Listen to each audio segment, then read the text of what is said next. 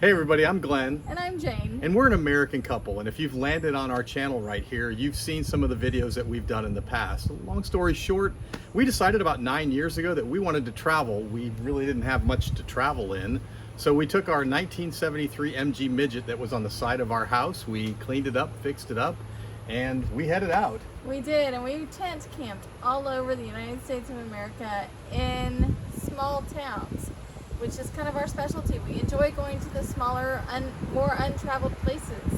And then after traveling in the Midget for a few years, just tent camping out of the trunk, we thought, hey, what a great idea. Maybe we should kind of step this up a little bit. And we built a little micro teardrop camper that we towed behind the Midget. And it was fun. It was a little bigger than being in a tent. It had its pros and its cons. And one of the big cons was the poor little car couldn't hardly pull it. So going up hills and the mountains and stuff became real difficult. And as we decided that we're getting a little older, we thought maybe it'd be a great idea to move up in the world and start looking at an RV. And I have always had a fascination for the old GMC motorhomes just because they were so cool and innovative at the time and different.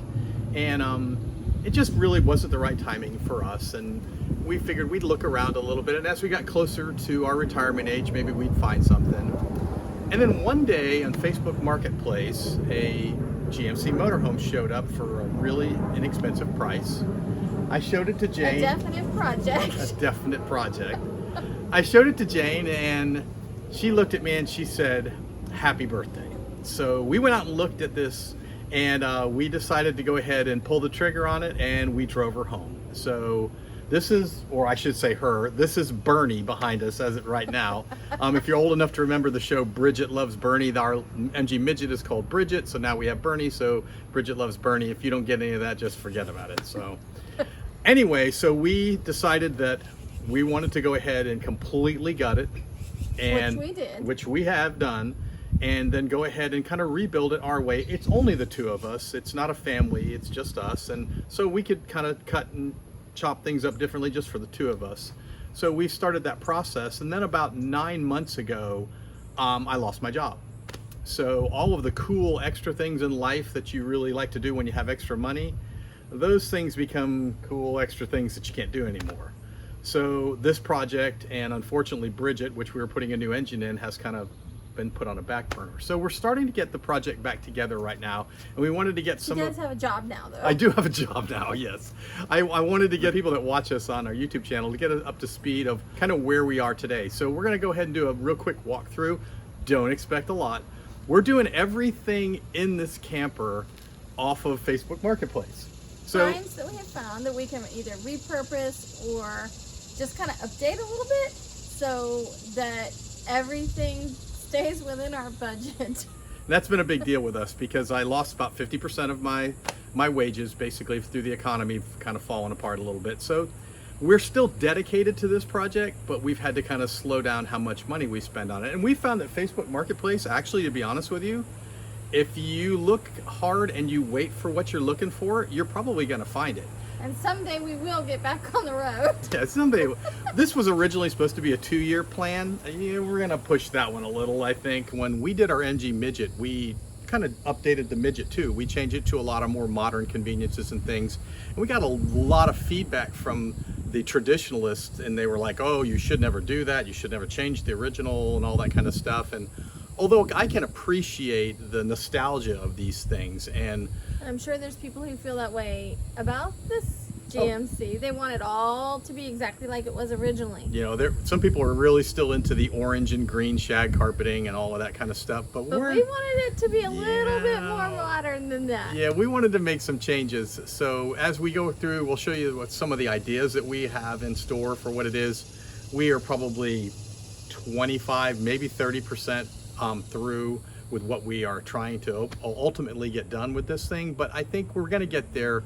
Like I said, we're still probably a good year out at this point if nothing else happens, but we're going to take you a walk around and show you Bernie and maybe get you excited to do a build of your own or just take a look at ours. So come on.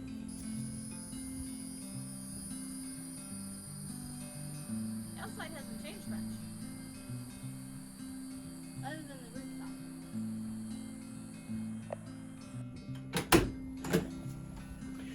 Okay, let me wipe my feet because it's really clean in here. It's really not. The last video that we shot of the camper was basically full of all the junk that came with it, and it was slam full. Apparently the people that owned it before we did was a college in California, and they were doing some kind of marine biology studies, or it was used like a mobile classroom, I'm not really sure. But there was everything from fish tanks to all kinds of stuff in here. So we pretty much stripped out everything to the foam on the walls, and we left the floors in here that are fairly solid. So this is basically the configuration that we're going to start with. And because it's just the two of us, we figured we'd make things a little bigger for us and a little smaller maybe from other people. So we went ahead and designed over the top of the passenger side wheel well. This is going to be our dresser, okay? Realistically, these are going to be all of our drawers for our clothes and just some of the basic stuff that we need. It's not huge, but it's big enough for what we normally carry. You have to remember, we spent 7 years living out of a suitcase on the back of an MG Midget, so we can... With a tent. Yeah, we can pack small, trust me. On top of this, sitting right here, don't laugh. This is so fun! And I don't want any bad comments, but the reality is, this is one of those alcohol-powered fireplaces. You just put the alcohol inside, has cool colors. It's really good for heat. Everything that we've seen online, the people love them for heat, but we just really wanted it for the ambiance. We thought it was kind of cool. We're thinking actually possibly about either doing fake brick or fake rock around this. I'm not really sure. But we've decided we're going to stick with this thing, and it's going to take up this space because we kind of like it. All of the countertops and most of the stuff that you're going to see in here that's made of wood is actually 1.5 inch bamboo plywood. Super, super thick. And we found this on Facebook Marketplace. A guy was had a whole pallet full of it. So we bought a bunch of it, and we figured rather than using chintzy wallboard or paneling to do a lot of our stuff, we're going to make everything structurally out of 1.5 inch plywood. So most of the stuff you see in here is pretty sturdy. Yes, I understand it is heavy, but we wanted something that wouldn't be breaking and flaking apart in a few years. It's definitely solid. It is definitely solid. This is our multi-purpose room in the back here. It is our eating area, our kind of kitchenette kind of thing, as well as our bedroom. We have our bed up here supported, a big fluorescent light above the kitchen table. And when this table goes down all the way to the bottom, then we can actually take the bed and sit it directly on top of the table. We have all kinds of storage in the back here for large things. This is kind of like our big storage for, pantry stuff, large bulky items, things like that. 50-pound bags of rice, flour. I don't really know. I have no idea what we're putting in there. As well as these here on the side, we have 2 of these compartments. We split this compartment with the outside. Half of it's inside and half of it is outside. And these are super, super deep. They go down all the way, and these can be for larger things such as, some kitchen stuff, but more like for coats and storage and things like that we're going to have. The outside storage is about half the size as it originally was in the camper because there was a giant propane tank in there. We're not going to put the giant propane tank back. We're only putting a smaller one so we don't need all that space. Underneath the table, we have also, because the table's up on a 4-inch platform, we've got storage down here, and this is more for shoes and things like that. There's a larger compartment in the back. Because the camper roof slopes a little in the back, the bed sits kind of at an angle, and we're really short people, so it doesn't really bother us, so we can fit in there fine. But when it's ready for nighttime and the table is in the down position, we just go ahead and we lower the bed all the way down to the top of the table.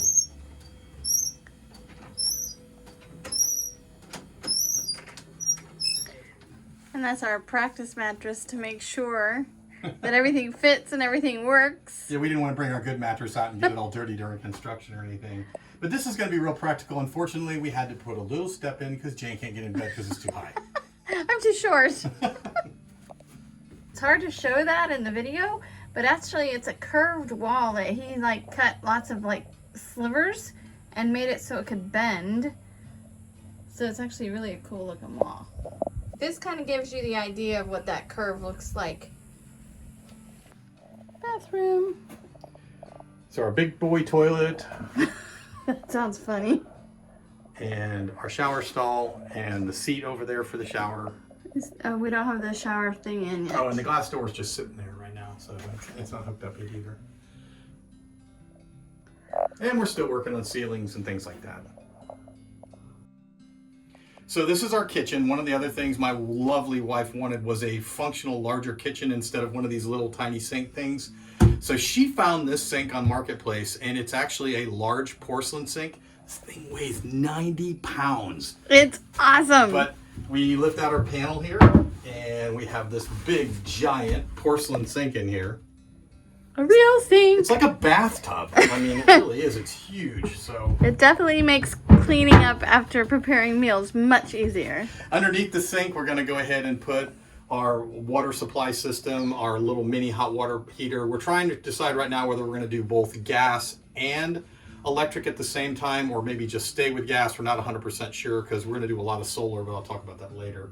And actually, there's an ice maker that goes down underneath here, a little small ice maker as well. Haven't finished the doors up. Hey, I am not a cabinet guy. I'm not a cabinet maker. But you made all of these cabinets yourself out of wood we found from Facebook. Absolutely. I mean, and none of this is tremendous. I'm just going to tell you, so all you carpentry people out there don't like me sending bad things, because trust me, I'm doing the best I can. But most of this has actually turned out pretty good. And you have limited tools. I have limited tools, yes. So anyway, this is a little tiny refrigerator that we picked up, and I think this one here is more than sufficient size for what we need on the road. I mean, there's a Walmart every 500 miles, so I'm sure we'll be fine. So.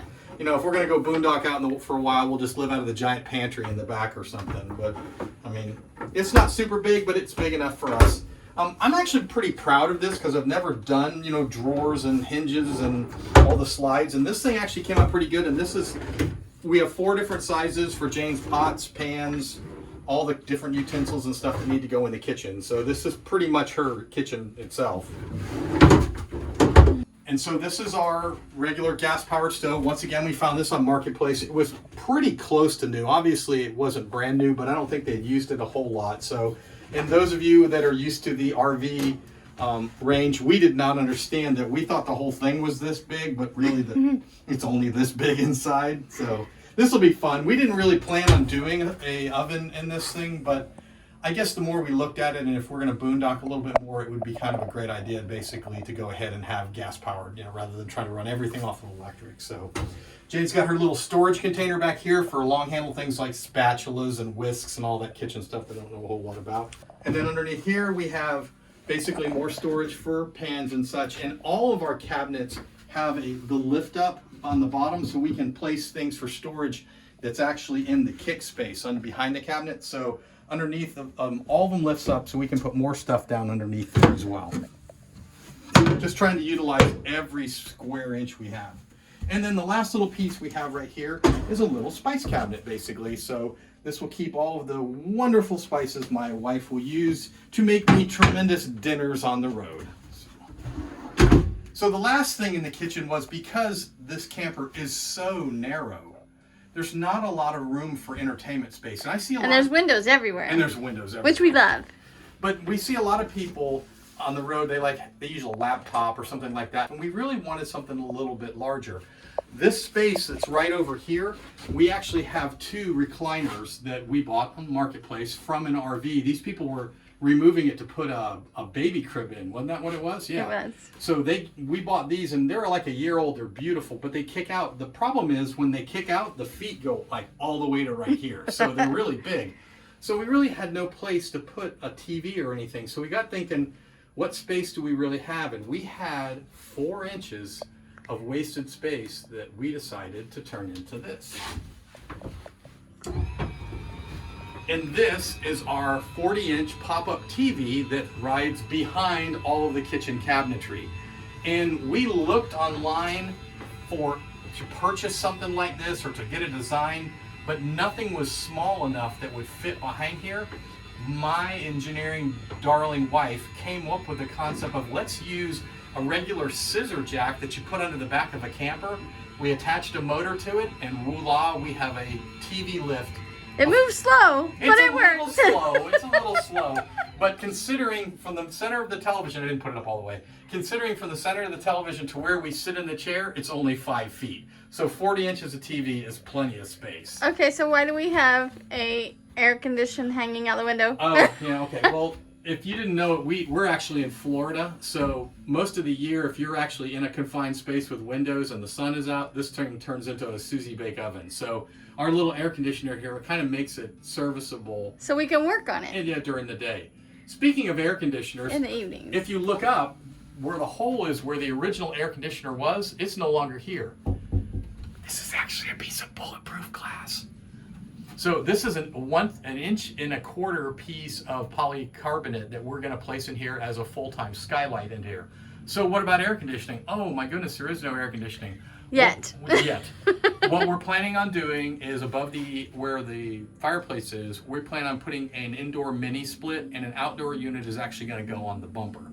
So we should have about 12 to 15,000 BTU of air conditioning in here. Shouldn't be too much of a problem. But now the top of the camper is almost completely flat. There's not a whole lot up there. So what our intention is we're going to go ahead and put about 14 to 1600 watts of solar on top.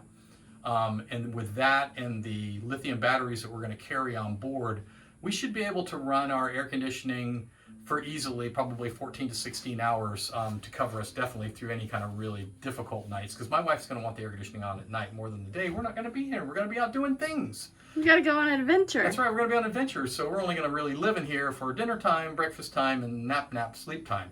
So the air conditioning is about all it's going to run is at night. So that's all we really need. So that's the theory as it stands right now. I'm trying to figure out how to put also a small gas power generator back in there just in case we have to have some emergency power when the sun doesn't shine and we need to charge batteries back up, but things like that. But that's later on down the line.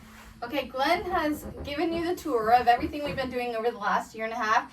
And hopefully, it's only one more year, hopefully, then we can get back on the road. But we're going to start trying to show you some of the things as we go along so that y'all can see the progress. But cleaning it out and getting to where we are today has taken us quite a long time. Hopefully the rest won't take quite so long. And we do have some cool surprises coming up that we will be putting in here that'll be fun to show you when they get there. All right, we'll talk to you soon. Hopefully you enjoy the video and subscribe if you haven't already. All right, thanks a lot. See you in the next video.